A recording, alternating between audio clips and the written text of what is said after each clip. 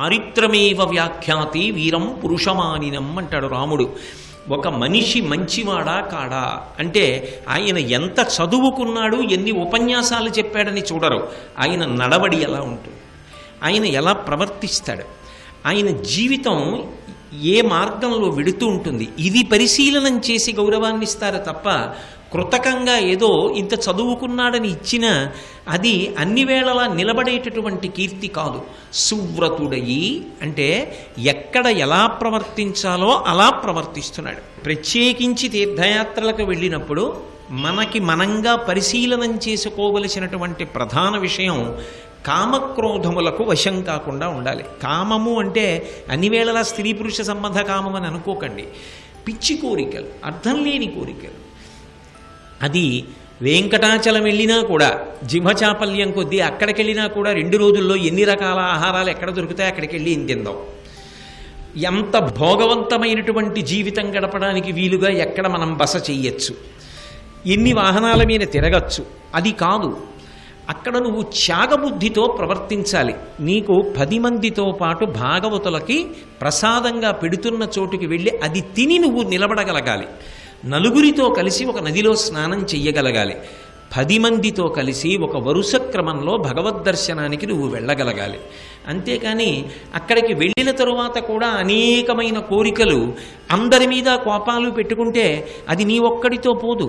నీ ప్రవర్తన మిగిలిన వాళ్ళ మీద ప్రభావం చూపిస్తుంది. అందుకే సువ్రతుడయి యాత్రకి వెళ్ళడం అత్యంత ప్రధానం. ఆ తర్వాత వెళ్ళిన తరువాత చెయ్యవలసినటువంటి కర్మాదులను శ్రద్ధాభక్తులతో అనుష్ఠించాలి. పరాశర మహర్షి అలా వెడుతున్నారు. ఇక్కడ మీరొక్క విషయాన్ని జాగ్రత్తగా గమనించాలి. పరాశరుడు తనంత తానుగా మహాజ్ఞాని, తపోనిధి. అటువంటి వాడు ఇంత జాగ్రత్తగా కర్మాచరణం చేస్తున్నాడు. పైగా ఆయన గత మద మత్సరుండు. అసలు కొన్ని వేల టన్నుల బరువున్న మాట తీసుకొచ్చి అక్కడ వేసేశారు. ఆయనకి మదము లేదు అంటే అహంకారము లేదు, మత్సరము లేదు అంటే ఇంకొకళ్ళ ఎద్దు దోషములను ఎంచేటటువంటి అసూయాగ్రస్తమైనటువంటి బుద్ధి లేదు. ఈ 2 లేని వాడికి అసలు పాప బుద్ధి ఉండదు.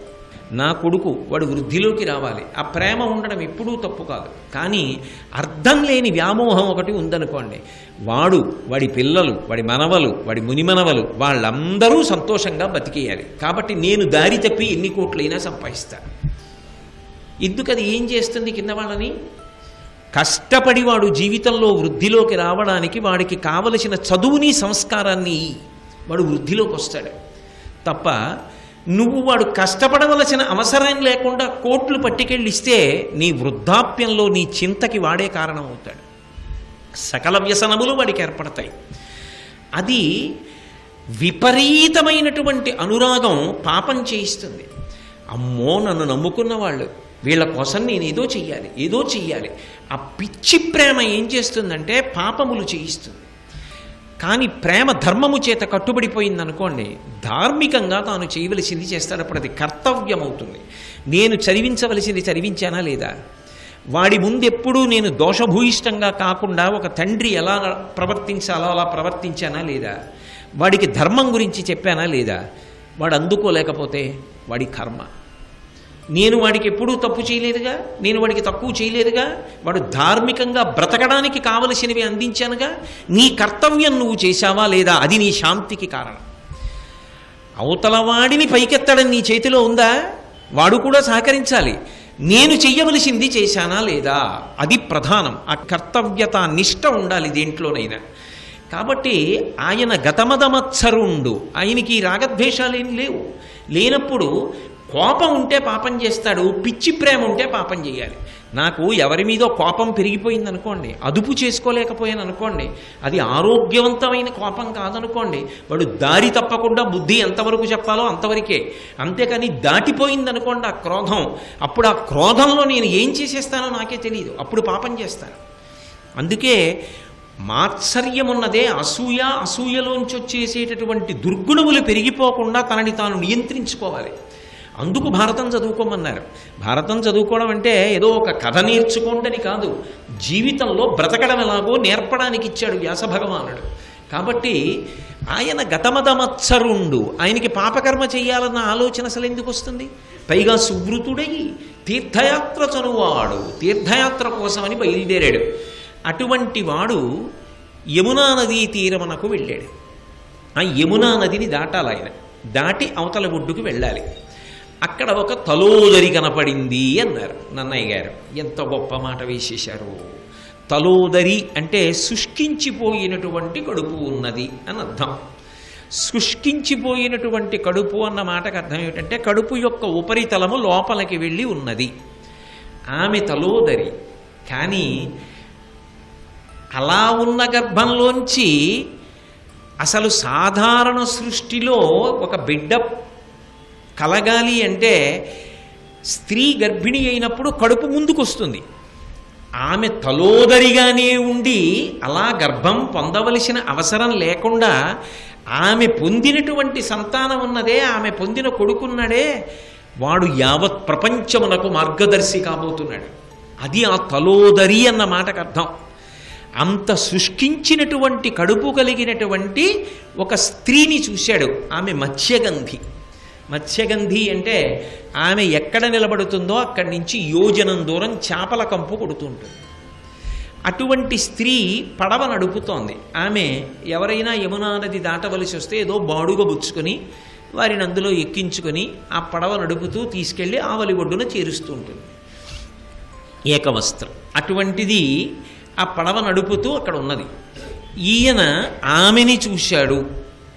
పద్యంలో ఉన్నటువంటి విశేషాన్ని మీరు గమనించుంటారు. కేవలం యమునా నదిని దాటడానికి ఆమెను ప్రార్థన చేస్తున్నాడు లేదా ఆమెను అభ్యర్థించాడు అని లేదు. ఆమెను చూశాడు ఆయన. చూసి ఆమె యందు తమకమును పొందాడు. ఇంకంతకన్నా వర్ణనలు అనవసరం. అది మీరు భారతం చదువుకున్నా మీరు చదువుకోవచ్చు. ఆమె యందు తమక బుద్ధిని పొందాడు. అంటే అంత పరాశర మహర్షి అంత చటుక్కుని ఎలా జారిపోయాడు అసలు? అందుకే నేను చెప్పా, జాగ్రత్త సుమా వినేటప్పుడు అనడానికి కారణం అది. ఆమె యందు తమకమును పొందినవాడు ఆమె యమునా నదిని దాటిస్తున్నప్పుడు తన మనసులో ఉన్నటువంటి అభిప్రాయాన్ని ఆమెకు వ్యక్తం చేశాడు. నేను నిన్ను పొందాలనుకుంటున్నాను అని ఆమెతో ప్రస్తావన చేశాడు. ఆమె అంది, తనువు మీన్ పొలవల్చు జాలరిదాన అట్లునుగాక ఏ ననగా కన్యక కన్యకావ్రతం అంతరించిన ఎట్లు మజ్జనకు నింటికి పోవనేర్తు ప్రసాద బుద్ధి యొనర్పు సన్మునిగణోత్తమ నాకు దోష విముక్తి ఎట్లగు అట్లగా. ఆమె అంది, అనగా పాపములు లేనివాడా, నీకు ఇటువంటి ఆలోచన కలగచ్చా అన్నది అందులో ఒక అంతర్లీనమైనటువంటి హెచ్చరిక. ఓ పాపబుద్ధి లేనివాడా, పాపములు లేనివాడా, నువ్వు ఇటువంటి కోరిక వెళ్ళబుచ్చావు కదా, అసలు నా శరీరంలోంచి చేపల కంపు వస్తుంది యోజనం దూరం. అంత దుర్వాసన నా శరీరం నుంచి వస్తుంటే నీకు నా శరీరమునందు ఎలా అనురక్తి కలిగింది? 2, నేను కన్యకను. కన్యక అన్న మాటలో ఒక పవిత్రత ఉంది. ఆమెను తల్లిదండ్రులు కన్యగానే భర్తకి దానం చేస్తారు. ఆయన వలన సంతానాన్ని పొందుతుంది. కన్యకా వ్రతము, ఆమెని కన్యగానే తండ్రి దానం చెయ్యాలని కోరుకుంటాడు. ఏ తండ్రి అయినా జీవితంలో కోరుకునేది ఇది అంటే తన కడుపున పుట్టినటువంటి బిడ్డని కన్యగా వరునికి దానం చెయ్యాలి, అంతకన్నా వ్యాఖ్యానం అక్కర్లేదు అని కోరుకుంటాడు. మా తండ్రి కూడా అలా కోరుకుంటాడుగా. నేను జాలరి పిల్లనయ్యి ఉండవచ్చు, కానీ సంస్కారమునకు సంబంధించినంత వరకు మాకు కూడా అటువంటి నియమం ఉందిగా. మా తండ్రికి మాత్రం అటువంటి కోరిక ఉండదా? మా తండ్రి నన్ను కన్యగా దానం చెయ్యాలనుకుంటున్నాడు.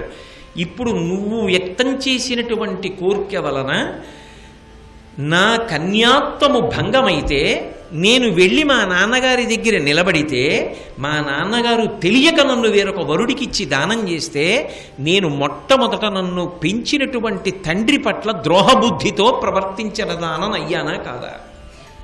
నాకు పాపం వచ్చిందా? నీకు పాపములు లేవు, నాకు పాపం అంటగడతావా? ఎంత గొప్ప ప్రశ్న వేసిందండి ఆవిడ అందులో.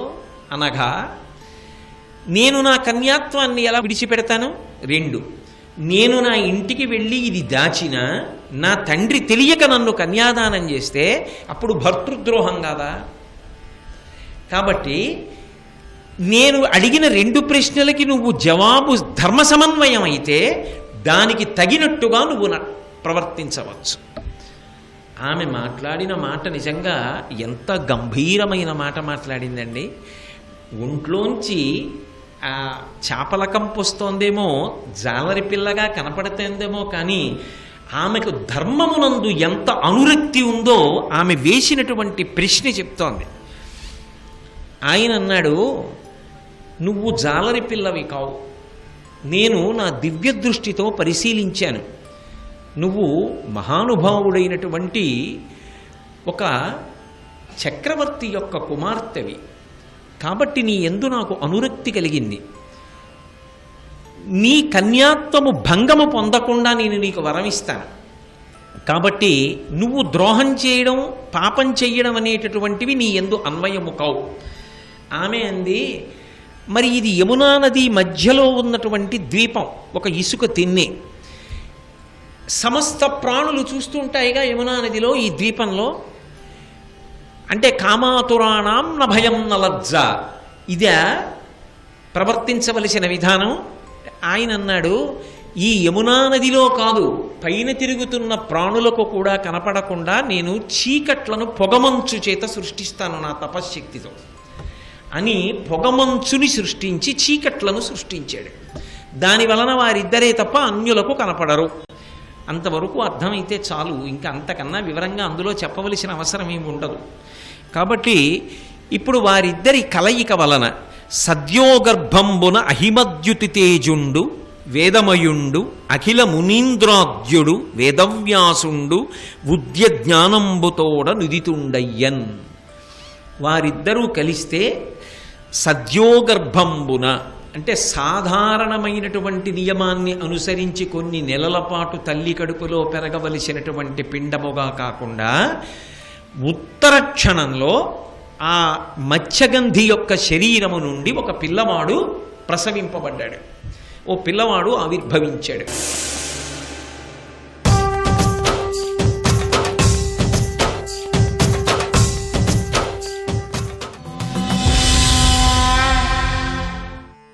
మత్స్యగంధి యొక్క శరీరము నుండి ఒక పిల్లవాడు ప్రసవింపబడ్డాడు, ఓ పిల్లవాడు ఆవిర్భవించాడు. ఆయన వరమిచ్చాడు, ఇప్పటి వరకు నువ్వు మత్స్యగంధివి, ఇప్పుడు నేను నీకు వరమిస్తున్నాను, నువ్వు యోజనగంధివి. యోజనం దూరం నువ్వు ఉన్న చోటు నుండి సుగంధములు, ఆ సుగంధముల యొక్క పరిమళము వ్యాప్తి చెందుతుంది అన్నాడు. ఇప్పుడు ఒక పిల్లవాడు పుట్టాడు. ఆ పుట్టిన పిల్లవాడు అహిమద్యుతి తేజుండు, సూర్యుడితో సమానమైనటువంటి కాంతితో ఉన్నాడు, వేదమయుండు. అసలు పుట్టుకతోనే ఆ పిల్లవాడు చదువుకోవలసిన అవసరం లేకుండా సమస్త వేదముల యొక్క సారముగా నిలబడ్డాడు. ఆయనకి వేదములన్నీ తెలుసు, నిజంగా చెప్పాలంటే ఆయనే వేదం. అటువంటి పిల్లవాడు అఖిల మునీంద్రాద్యుడు, సకలమైనటువంటి మునీంద్రులకు కూడా మొదటివాడైనటువంటి వాడు, అంత గొప్పవాడు. వేదవ్యాసుడు ఉద్య జ్ఞానంబుతోడ, ఆయన యందు ఒక్కసారి పైకి పొటమరించినటువంటి పరమాద్భుతమైనటువంటి జ్ఞానంతో లేదా సమగ్రమైన జ్ఞానంతో, ఇంకా ఏ విషయంలోనూ కూడా ఏ అయోమయం లేకుండా ప్రతి విషయం మీద నిశ్చయాత్మకమైనటువంటి బుద్ధి కలిగినటువంటి వాడు, శాస్త్రీయమైన దృష్టికోణము కలిగినటువంటి వాడు ఉదితుండయ్యన్. ఆ పిల్లవాడు పుట్టాడు. పుట్టిన తరువాత పరాశర మహర్షి వెళ్ళిపోయారు. ఈ పుట్టినటువంటి పిల్లవాడు ఉత్తర క్షణంలో పెరిగి పెద్దవాడై ఆ యమునాద్వీపమున అమేయుడు కృష్ణుడై లీలమయి కృష్ణ ద్వైపాయునుడన బరిగి వచశ్రీయుతుడు తపంబు వలన చిత్తము నిలిపెన్. ఆ పిల్లవాడు పెరిగి పెద్దవాడై తల్లికి నమస్కారం చేసి, అమ్మా నేను తపస్సు చేసుకోవడానికి వెళ్ళిపోతున్నానమ్మా అన్నాడు. పుట్టినప్పుడే నల్లని పిల్లవాడిగా పుట్టాడు కాబట్టి, ఒక ద్వీపంలో పుట్టాడు కాబట్టి, చుట్టూ యమునా నది జలములు ఉండగా మధ్యలో ఇసుక తిన్నె మీద పుట్టాడు కాబట్టి, నల్లని రంగుతో పుట్టాడు కాబట్టి కృష్ణద్వైపాయనుడు అని పిలిచారు. ఆయన శమ్యకాశ్రమము అని, ఎక్కడ రేగు చెట్లు ఎక్కడ ఎక్కువగా ఉంటాయో అక్కడ ఆశ్రమాన్ని నిర్మాణం చేసుకుని తపస్సు చేశాడు కాబట్టి బాదరాయనుడు అని పిలిచారు. ఇప్పుడు అటువంటి వేదవ్యాసుడు సంభవించాడు. సంచిత పుణ్యుడు అంబురుహ సంభువనంశము దాల్చి లోకాంచితుడైన వాడు నిఖిలాగమపుంజము ఏర్పడన్ విభాగించి జగంబులందు వెలిగించి సమస్త జగద్ధితంబుగా పంచమ వేదమైబరగు భారత సంహిత చేసెనున్నతిన్. ఆ పుట్టినటువంటి పిల్లవాడు సంచిత పుణ్యుడు, అపారమైనటువంటి పుణ్యముల రాశి, బ్రహ్మగారి యొక్క అంశలో వచ్చినటువంటి వాడు. అటువంటి వాడు లోకముల యొక్క గౌరవాన్ని కాపాడేటటువంటి వాడు. సమస్త వేదముల యొక్క సారము రాశీభూతమైతే అటువంటి రాశీభూతమైనటువంటి శరీరమైన వాడు. వేదములనన్నిటినీ విభాగం చెయ్యగలిగినటువంటి పరమ సమర్థుడైనటువంటి వాడు. పంచమ వేదమైనటువంటి భారతాన్ని లోకానికి ఇవ్వగలిగినటువంటి సమర్థుడు ఆవిర్భవించాడు అని వేదవ్యాసుని యొక్క జననం గురించి ప్రస్తావన చేశారు. చాలామంది వేదవ్యాసుడు అంటే ఏమనుకుంటారంటే ఆయన ఒక వ్యక్తి అని అనుకుంటూ ఉంటారు. నిజానికి వేదవ్యాసుడు వ్యక్తి కాడు, వేదవ్యాసుడు ఒక పదవి. ఎందుకని అంటే ఇప్పుడు జిల్లా కలెక్టర్ గారు అని నేను అన్నాను అనుకోండి, జిల్లా కలెక్టర్ గారు ఇప్పుడు ఎవరున్నారో వారు జిల్లా కలెక్టర్ గారు. కలెక్టర్ అనేటటువంటిది ఒక పదవి. ఆ పదవిలోకి ఎవరు వచ్చి కూర్చుంటే ఆయన కలెక్టర్. ఆయన తర్వాత పదోన్నతి మీద ఇంకొక పెద్ద పదవిలోకి వెళ్ళిపోవచ్చు. ఆ తర్వాత ఎవరు వస్తే వారు కలెక్టర్. వేదవ్యాసుడనేటటువంటిది ఒక పదవి. ఆ పదవిలోకి వస్తూ ఉంటారు. ఒక్కొక్క యుగమునందు ఒక్కొక్కరు వస్తారు. అది సాధారణంగా ద్వాపర యుగం చివరిలో వస్తాడు వ్యాసుడు. కృతయుగంలో త్రేతాయుగంలో అవసరం ఉండదు. ఎందుకంటే ధర్మం 4 పాదాల మీద 3 పాదాల మీద నడుస్తుంది. ద్వాపర యుగం చివరకు వచ్చేటప్పటికి కలియుగం వస్తోంది అంటే ప్రజల యొక్క ఆయుర్దాయం క్షీణించిపోతుంది. దశరథ మహారాజు గారు 60,000 సంవత్సరములు జీవించాడు. కలియుగంలో శతమానం భవతి, 100 ఏళ్ళు ఆయుర్దాయం. 100 ఏళ్లలో కూడా సగభాగం నిద్రలో పోతుంది. బాలస్తావ క్రీడాసక్త తరుణస్తావత్ తరుణీసక్త వృద్ధస్తావత్ చింతాసక్త పరసే బ్రహ్మణి కోపినసక్త అంటారు శంకర భగవత్పాదులు. సగం నిద్రలో పోతుంది, సగమేమో శారీరకమైనటువంటి అవసరాలు తీర్చుకోవడంలో పోయింది, కొంత బాల్యంలో పోయింది, కొంత యవ్వనంలో డబ్బు సంపాదించుకోవడంలో పోయింది, వృద్ధాప్యం అంతా చింతలో పోయింది. ఇంకా జ్ఞాపక శక్తి పటుత్వంతో ఉండగా అసలు భగవంతుడి గురించి తెలుసుకునేటటువంటి ప్రయత్నం చెయ్యగలిగినటువంటి ప్రౌఢమైనటువంటి ప్రాయము ఎంతకాలం ఉంటుంది? 100 ఏళ్లలో. చాలా తక్కువ కలియుగంలో. కానీ ఇతర యుగాల్లో అది చాలా ఎక్కువ. ఆ కలియుగంలో ఉండేటటువంటి జనుల యొక్క ఆయుర్దాయాన్ని దృష్టిలో పెట్టుకుని మహోపకారం చెయ్యడానికి వచ్చేటటువంటి బ్రహ్మగారి యొక్క అంశకు వేదవ్యాసుడు అని పేరు. అలా వస్తూ ఉంటాడు వేదవ్యాసుడు. ఈ వేదవ్యాసుడు రావాలి అంటే ఒక నియమం ఉంది. ఏమిటా నియమం అంటే, ఆయన రావాలి అంటే మహాతపస్సంపన్నుడైనటువంటి వ్యక్తి, గొప్ప జ్ఞాని అయినటువంటి వాడు ఎవరుంటాడో, మహాపుణ్యకర్మలు ఆచరించిన వాడు ఎవరుంటాడో, ఎవడు కామక్రోధములను గెలిచినటువంటి వాడయి ఉంటాడో అటువంటి వాడి మనసు నిష్కారణంగా తగినంత కారణం లేకుండా కామప్రచోదనాన్ని పొందుతుంది. ఎందుకు అలా పొందుతుంది అంటే, ఇక్కడ నేను మీకు సౌందర్యలహరిలో ఒక శ్లోకాన్ని చెప్పవలసి ఉంటుంది. శంకరాచార్యులు వారు సౌందర్యలహరి చేస్తూ ఒక శ్లోకం చేశారు. హరిస్వామారాధ్య ప్రణత జన సౌభాగ్య జననీం పురాణారీ భూత్వా పురరపిమపిక్షోభమనయత్ స్మరోపిత్వాం నత్వా రతినయన లేహ్యేన వపుష మునీనామప్యంతః ప్రభవతి మోహాయ మహతాం అన్నారు. మన్మధుడికి శరీరం లేదు. శంకరుడు 3వ నేత్రాన్ని తెరిచినప్పుడు భస్మమైపోయాడు. అమ్మవారు అపాంగత్తే లబ్ధ్వా జగదిదమనంగో విజయతే, అమ్మవారు కడగంటి చూపు చూసేటప్పటికి మన్మధుడు మళ్ళీ ఎనలేని శక్తి పొందాడు. ఎంత శక్తి పొందాడు అంటే, స్మరోపిత్వాం నత్వా రతినయన లేహ్యేన వపుష మునీనామప్యంతః ప్రభవతి మోహాయ మహతాం. అన్నీ విడిచిపెట్టి కేవలము భగవంతుని యొక్క పాదములను మాత్రమే పట్టుకుంటామని చెప్పి ఏ పుణ్యభూములైన హిమాలయ పర్వతములలోకో ప్రవేశించి తపోవనముల యందు కూర్చుని ఇంద్రియములను అరికట్టి అంతఃసమాధిలోకి వెళ్ళి తపస్సు చేసేటటువంటి స్థితిలో ఉన్నటువంటి మహాపురుషులైన వారి మీద కూడా మన్మధుడు కాని బాణం వేశాడా వాళ్ళ మనసుని కదిపేస్తాడు. ఇంత శక్తి మన్మధుడికి ఉన్నది. కానీ ఆ మన్మధుడు ఎవరికి వశవర్తి? ఈ శక్తిని ఇచ్చిందంతా అమ్మవారు ఇచ్చింది.